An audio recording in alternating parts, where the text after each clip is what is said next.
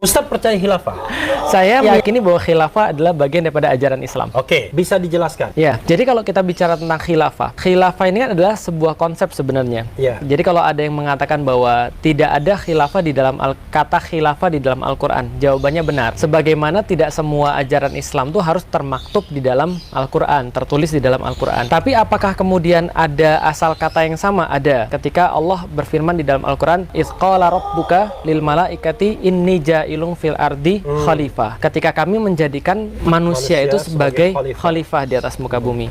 Khalifah itu adalah pelakunya, subjeknya. Sedangkan khilafah ini adalah metode dalam melakukan tugasnya. Jadi bisa kita katakan dalam Al-Quran itu bagaimana cara sang khalifah melakukan tugas itu adalah dengan prinsip-prinsip ilahiyah. Prinsip-prinsip ilahiyah inilah yang dinamakan dengan khilafah. Saya terus terang tidak bisa memahami mengapa Felix Young menganggap bahwa khilafah itu adalah ajaran Islam.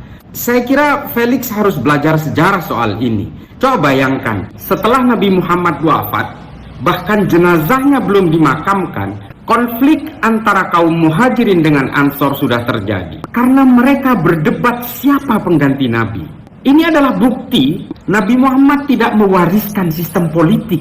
Siapa pengganti Kanjeng Nabi setelah beliau wafat? Nabi tidak pernah mewariskan itu. Bukti sejarah mengatakan Sayyidina Abu Bakar dijadikan sebagai penerus Nabi. Apa yang terjadi? Sa'ad bin Ubadah tidak menerima itu dan tidak mau berbaiat kepada kepemimpinan Sayyidina Abu Bakar.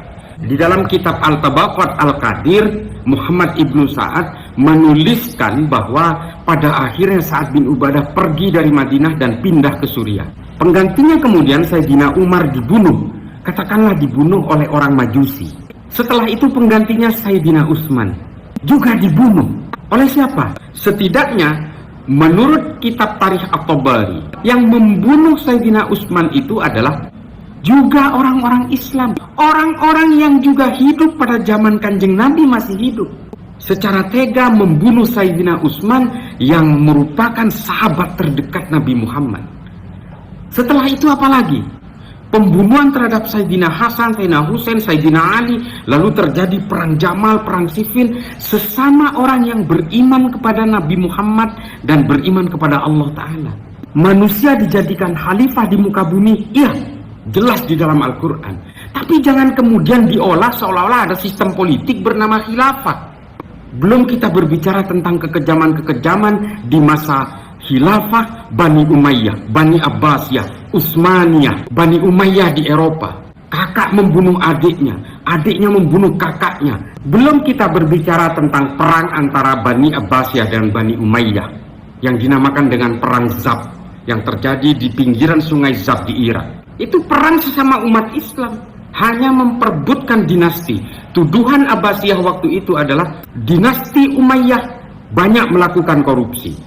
Dinasti Umayyah bukan keturunan asli Nabi Muhammad. Pada saat inilah banyak munculnya hadis-hadis palsu tentang garis keturunan Nabi Muhammad.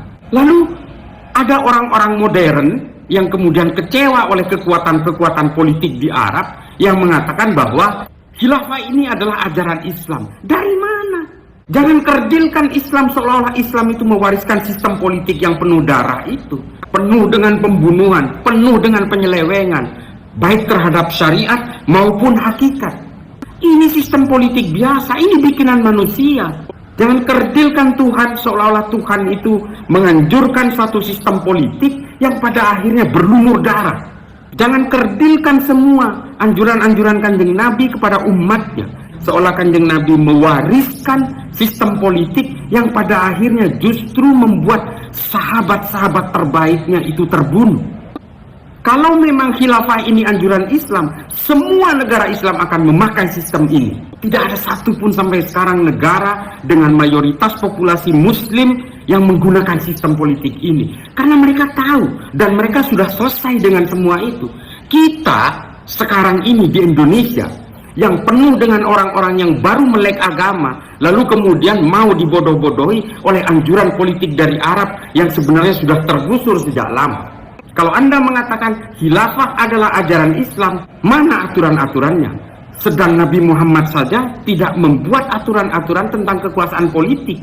Jadi tolong kepada seluruh umat Islam di Indonesia, jangan mau dibodoh-bodohi oleh Hizbut Tahrir seolah-olah kepentingan kekuasaan mereka itu dilegalisir oleh agama. Jangan mau hanya dibodoh-bodohi oleh postulat politik yang datang dari Arab, sementara di Arab sendiri tidak ada yang mau pakai. Nah, Islam memang dirancang untuk menguasai spiritual, bukan kekuasaan teritorial. Dimanapun Anda berada, di gunung, di hutan, di lautan, silakan memeluk Islam. Karena Islam adalah rahmat bagi seluruh alam semesta.